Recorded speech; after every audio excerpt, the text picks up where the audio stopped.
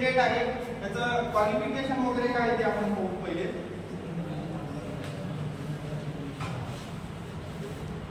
Age limit काय असेल याला?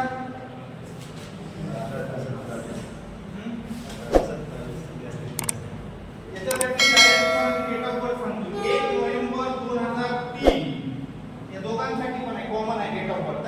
1 नोव्हेंबर 2003 ते 30 एप्रिल 2007 याच्यामध्ये ज्याचा जन्म झालाय ते लोक आहेत बघायचं आहे, भरपूर आहे. सांगलं पाहिजे तुमच्यासाठी का नाही?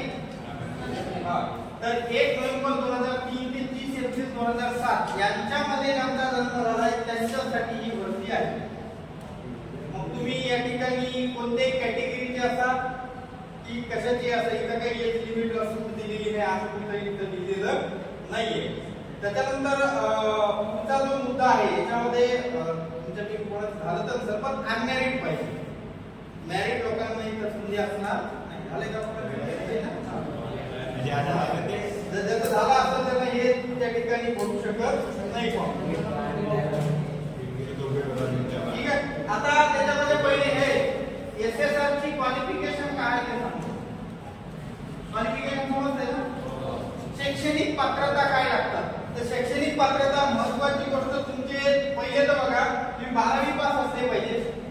पास असले पाहिजे, पेपर दिलेला पाहिजे, पास असले पाहिजे. त्याच्यामध्ये 12वी पास असून तर कामाचं नाही, तर त्या ठिकाणी तुम्हाला मॅथ आणि फिजिक्स हे दोन कंपल्सरी आहेत. हे दोन कंपल्सरी आहेत. आणि तिसरा एक सब्जेक्ट आहे त्या असते कंपल्सरी, जवळपास हे दोन त्यांच्या असते. त्यांचा तिसरा एक तर मला वाटतं बायो असते आणि नसेल तर केमिस्ट्री असते. आणि हे नसेल तर अजून एक असते कम्प्युटर सायन्स. हे 3 पैकी एक पाहिजे आणि हे दोन मात्र कंपल्सरी पाहिजे. अशा लोकांना या ठिकाणी हे फॉर्म भरता येते. त्याच्यानंतर पुढचा मुद्दा सगळा ऐकानंतर शेवटी जे सांगणार ते महत्त्वाचं आहे. पुढचा आहे त्या ठिकाणी हाईट. मेल साठी, कोणासाठी? मेल साठी खूप कमी, 157 म्हणजे असणार अतिशय कमी असणारे लोक एवढे असतात बरोबर, 157. आणि फिमेल साठी तर अजून मस्त आहे. किती? 152 सेंटीमीटर एवढी हाईट पाहिजे. आणि याच्यामध्ये कमी जास्त होण्याचं काही कारण नाही. आणि या जागा जे आहेत ते गोष्ट लक्षात ठेवा, अग्निवीरच्या जागा आहेत बघा. कशाच्या जागा आहेत? 4 वर्ष.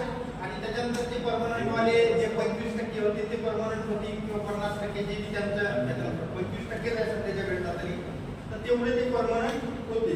त्याच्यानंतर याला पेमेंट वगैरे किती असते ते मी आता सांगत बसणार, लागेल बघून घ्या. ठीक आहे. पहिले सांगून काही उपयोग नाही. त्याच्यासाठी पेमेंट बघून घ्या. तुम्ही जास्त अभ्यास करणार का? नाही बघा बघून झालं ते. त्याच्यानंतर आता इथं त्या ठिकाणी चालन शेवटी सांगतो या याचे जवळपास 2 स्टेज मध्ये पेपर होते, पेपर फर्स्ट आणि पेपर सेकंड. पेपर फर्स्ट मध्ये काय काय असेल ते बघू. पेपर 1 मध्ये त्या ठिकाणी हेच असतील मॅथ, फिजिक्स, त्याच्यासाठी जो सिलेबस असेल तो त्या ठिकाणी 4 सब्जेक्ट असतील. इंग्रजी असेल, विज्ञान असेल, त्याच्यानंतर असेल मॅथमॅटिक्स आणि जनरल अवेअरनेस, ज्याला आपण सामान्य ज्ञान असं म्हणतो. हे 4 सब्जेक्ट या असणाऱ्या पेपर मध्ये असतील. पेपर 1 मध्ये कोणकोणते? मॅथ, सायन्स, इंग्लिश आणि कोणता म्हटलंय? जनरल अवेअरनेस, ज्याला आपण सामान्य ज्ञान असं म्हणतो तो. आला लक्षात? 4 सब्जेक्टवर पहिला पेपर 100 मार्काचा पेपर, 100 क्वेश्चन असतील. 100 क्वेश्चन, 100 मार्क. क्वेश्चन किती? 100. मार्क किती? 100. एका क्वेश्चन साठी 1 मार्क. निगेटिव्ह मार्किंग असेल का? हो असेल. निगेटिव्ह मार्किंग असेल? हो असेल. तुम्ही जर एक मार्क, एक प्रश्न जर चुकवला, एक क्वेश्चन जर चुकवला तर तुमचे 0.25 मध्ये जर आपण 1/4 किती म्हणू? 1/4. म्हणजे जर समजा तुम्ही 4 क्वेश्चन चुकवले तर तुमचा मिळलेला 1 मार्क राहील. असं होऊ नये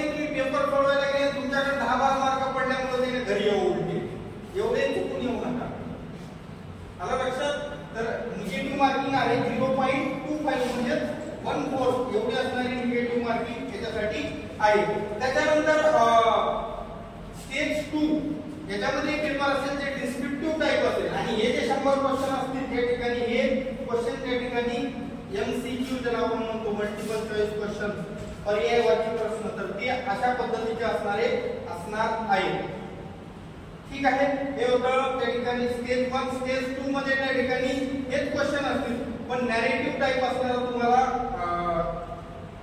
उत्तर द्यायचे आहे.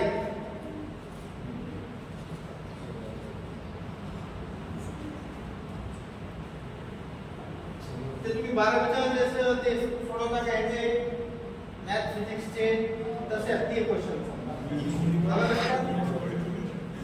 त्याच्यानंतर ग्राउंडचं सांगतो. ग्राउंड खूप सोपं आहे. जवळपास किती इव्हेंट आहेत? 1 2 3 4 इव्हेंट आहेत. किती इव्हेंट आहेत? 4. बघा मेल साठी आणि फिमेल साठी दोघांसाठी सांगतो टायमिंग वेगवेगळा आहे. पहिला आहे 1600 मीटर रनिंग. किती मीटर रनिंग? 1600 मीटर. पुरुषांसाठी वेळ आहे 6 मिनिट 30 सेकंद. 6.5 मिनिटात होतंय आराम. तुम्हाला 1600 मीटर आहे इथं 800 मीटर नाही पोलीस भरतीचा.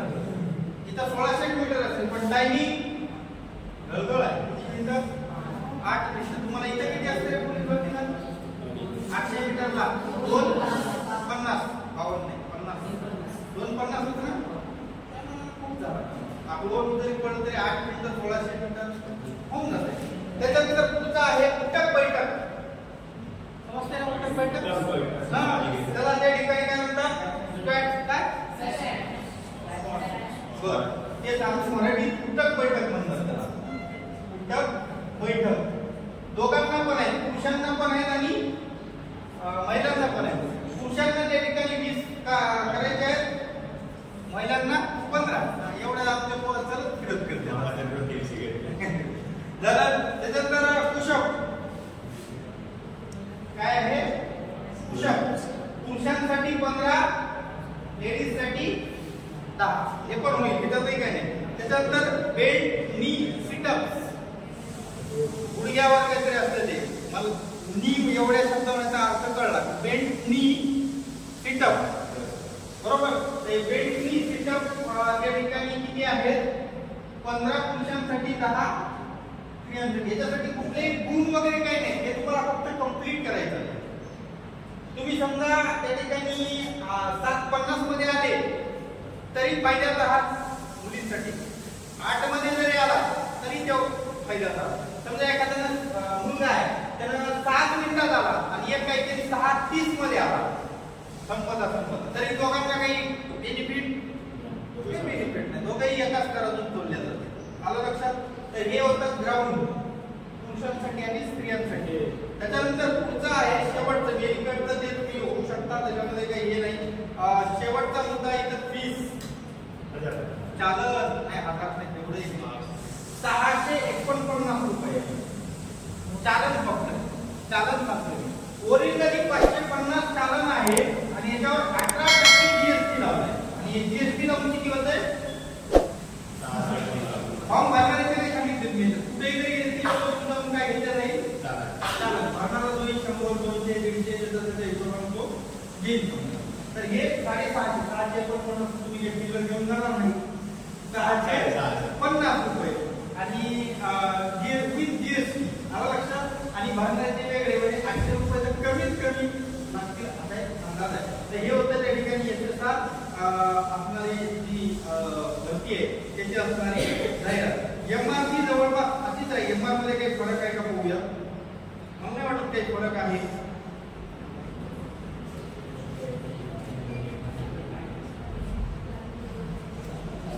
हा त्याच्या एमआर मध्ये फरक आहे. कशामध्ये फरक आहे? एमआरच्या क्वालिफिकेशन मध्ये फरक आहे. एमआरच्या कशात फरक आहे? क्वालिफिकेशन मध्ये फरक आहे. हाईट तेवढीच असेल. हे ग्राउंड वगैरे कसं आहे ते पाहू नंतर. आता या ठिकाणी एक लिमिट एवढीच आहे. कोणती?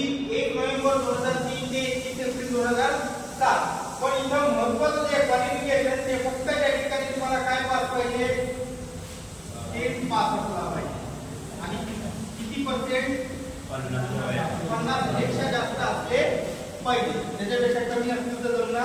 नाही.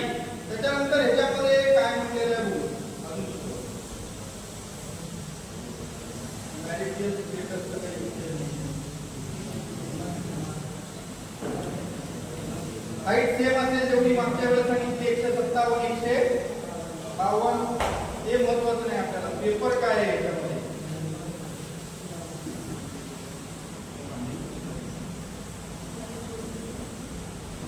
पेपर त्याचा पेपरची भाषा सांगायची राहिली की पेपरची भाषा दोन भाषेत पेपर असते. कोणत्या? इंग्रजी आणि हिंदी या दोन भाषेमध्ये पेपर असणार आहे. आणि तुम्हाला कॉम्प्युटरवर भाषा चूज करायची. ऑनलाईन पेपर होते. कसा पेपर होते? ऑनलाईन. त्या ठिकाणी हा फक्त 50 मार्काचा प्रश्न असेल. त्यासाठी आपण मागतोय आता जन्मासाठी 50 क्वेश्चन आणि 50 मार्क. 50 question 50 mark. याच्यासाठी वेळ असेल फक्त 30 मिनिटं. किती मिनिटात 50 क्वेश्चन? 30. जे आपण मागे टॉपिक टेस्ट देत होतो का त्याच्यानंतर निगेटिव्ह मार्किंग आहे का याला? आहे. निगेटिव्ह मार्किंग तेवढीच असेल जेवढी मागच्या वेळेस सांगितली की 1.0.25 एवढी असणार. याच्यासाठी निगेटिव्ह मार्किंग असेल. फीस सेम असेल जेवढी तिकडे सांगितली मी जीएसटी 649 रुपये. त्याच्यानंतर ग्राउंड पण सेमच आहे. ग्राउंड मध्ये काही फरक नाही. फक्त फरक कशात आहे? पेपर मध्ये आहे. आणि याच्यामध्ये फक्त 3च सब्जेक्ट आहेत. सायन्स, मॅथ आणि सामान्य ज्ञान जनरल अवेअरनेस ज्याला आपण म्हणतो. किती सब्जेक्ट? 3 सब्जेक्ट आहेत. इंग्रजी याच्यात नाही. आलं लक्षात? म्हणजे हा पूर्ण पेपर तुम्हाला हिंदीत द्यायचा आहे. कशात द्यायचा आहे? हिंदीमध्ये द्यायचा आहे. विज्ञान, गणित आणि सामान्य ज्ञान 50 पैकी याची लिस्ट लागते. 17, 18, 20, 22 वर लागते. 16 वर लागली होती. एक मुलीच्या लागल्या याची 16 का 17 वर लिस्ट लागते. तुम्ही म्हणता 50 पैकी मग लय हुशार होतो. कारण निगेटिव्ह मार्किंग आहे. याचा विचार करा. नॉर्मलायझेशन नसते इथं काही. त्याच्यामुळे 16-17 मार्क जरी घेतले तरी काही लोक 1-2 मार्क केलेले असंही होते. असं ती जाहिरात तुम्हाला समजली असेल. कशाची? इंडियन नेव्ही, SSR आणि दुसरं जवान. पद किती आहे ते सांगितलेलं नाही. कारण मला पाहिजे तुम्हाला खूप जाहिरातीत जागा किती आहे ते सांगितलेलं नाही. पण एक अजम्पशन म्हणजे अंदाज जर काढला तर लगभग माझ्या हिशोबाने 1,500 ते 8,000 जागा असतील. अंदाज आहे. खरं तर कोणाला एक माहिती नाही. जागा कुठेही सांगितलेल्या नाही. तर अशा पद्धतीमध्ये आपण ही इंडियन नेव्हीची जाहिरात पाहिलेली आहे.